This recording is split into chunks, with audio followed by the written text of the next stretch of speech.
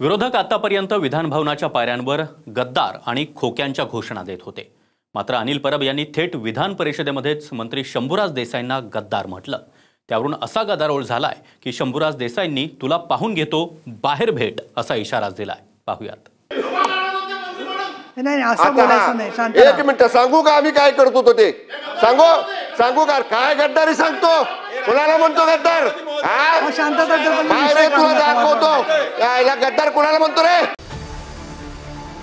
विधान परिषदेत ठाकरेंच्या शिवसेनेचे आमदार अनिल परब आणि शिंदेचे मंत्री शंभूराज देसाई यांच्यामध्ये गद्दार शब्दावरून खडाजंगी इतकी झाली की बाहेर एकमेकांना पाहून घेण्याची भाषा झाली.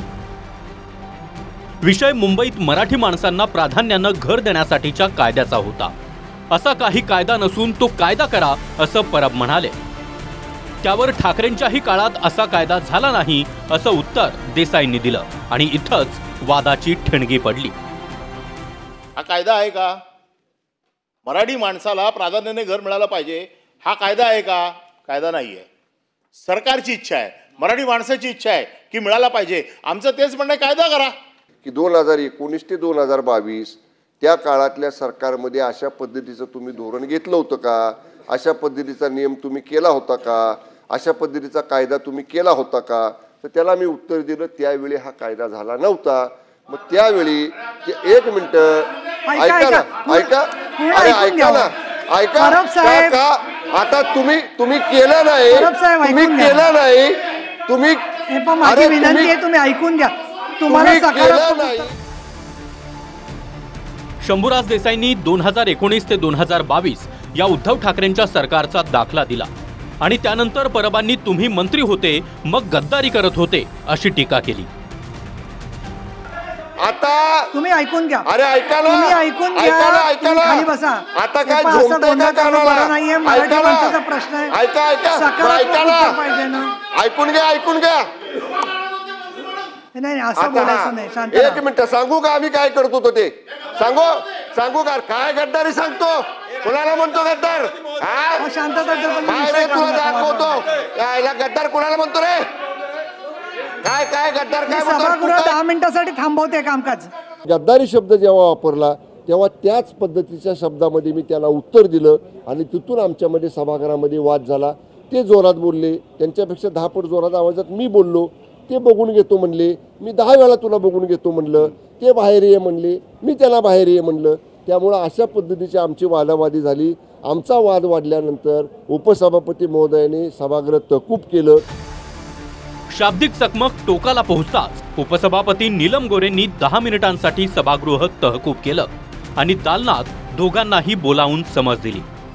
पण परबांची गुर्मी कायम राहिली तर आरेला कारेनच उत्तर देणार असा इशारा पुन्हा एकदा शंभूराज देसाईंनी दिला. माझ्या बाजूने मी सांगतो, मान्य उपसभापतींनी सांगितलं इथपर्यंत ठीक आहे. पण जर समोरच्या लोकांना जर त्यांची अशीच आरेरावीची, गुर्मीची आणि अशा दादागिरीची भाषा असेल तर वंदनीय बाळासाहेब ठाकरे साहेबांनी आम्हाला आरेला कारेनच उत्तर द्या हे शिकवलेलं आहे. एवढं त्यांनी लक्षात ठेवा. बघा, मी एक शिवसैनिक आहे, आमदार नंतर आहे आणि फक्त मला एवढंच म्हणायचं आहे की तो विषय सभागृहात झाला आहे.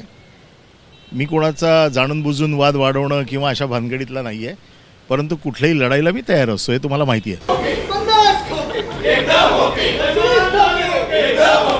3 वर्षांपासून अधिवेशन म्हटलं की 50 खोके आणि गद्दारच्या घोषणा ठाकरेंची शिवसेना आणि महाविकास आघाडीचे नेते देतात.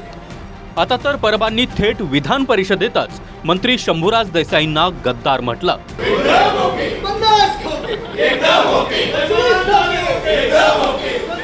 2 दिवसांआधीच शिंदेच्या शिवसेनेच्या नेत्या आणि उपसभापती नीलम गोरेंना पाहून स्वतः आदित्य ठाकरे यांनी पायऱ्यांवर 50 खोके एकदम ओकेच्या घोषणा दिल्या.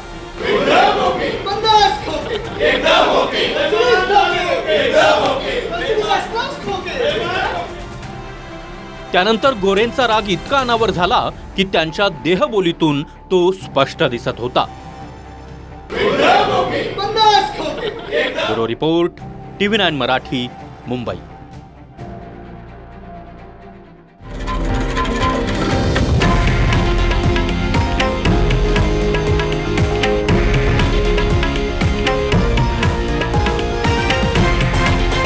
हे आहे देशातील नंबर 1 न्यूज नेटवर्क आणि आपण पाहत आहात TV9 मराठी, एकमेव.